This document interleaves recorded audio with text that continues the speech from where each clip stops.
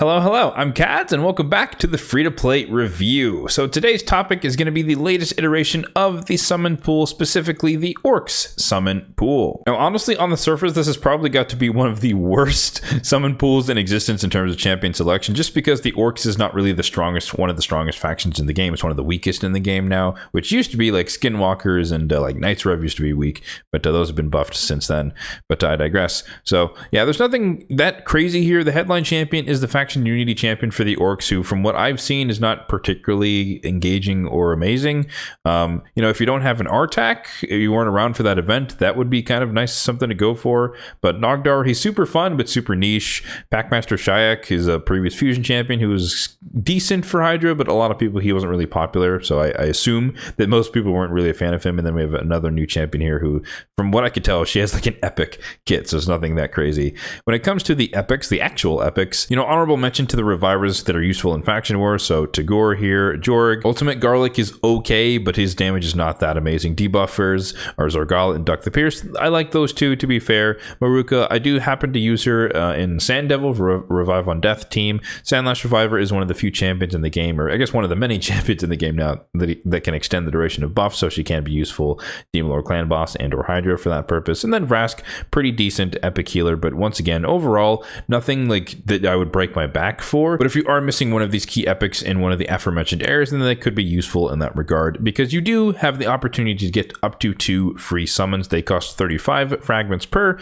and there are 2 opportunities to get them, as we'll go into a little bit later. When it comes to the Prism Shard itself, it's basically a Sacred Shard, which does seem to be the place they've settled on in terms of the rates. So 6% chance to get a legendary, 94% chance to get an epic, and as we mentioned, 35 fragments per summon. So we might as well hop over to the tournaments where we can take a look at the 2 places we can get air quotes free summons, one of which is the ongoing Spider tournament here, featuring barbarians only. I showcased my team for that in my video yesterday, so you can check that out if you want to see the team I came up with. But if you're willing to go all the way out there to the 2750, which is a pretty standard milestone for any type of dungeon tournament, then you can get yourself a free summon from that. I, as you can see, opted to stop at the 2050 mark just because I wanted to get all the Titan event points, and I don't really care about the champion in the pool. I have majority of the champions, I have all the epics that I need, and I have basically all the legendaries as well, minus the one that is brand new, or the 2 that are brand new. And then the other tournament that features a free summon is of course the Odin's Trial tournament here, which also has some Titan event points, so I will most certainly be going out to the 2650.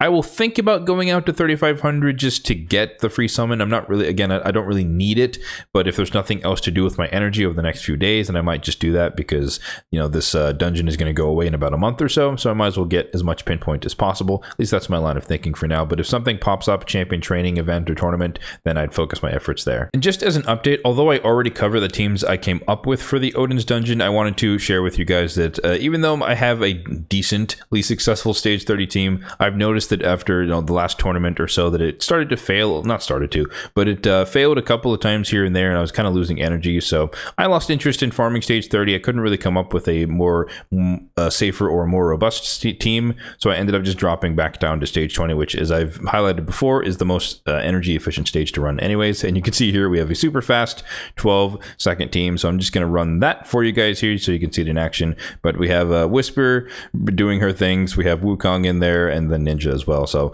a fairly accessible team, technically speaking. We have some free champions, fusion champions, and a couple of epics, granted Void Epic for Whisper, but yeah, it's a pretty fun team. It's very, very fast, and it's pretty cool.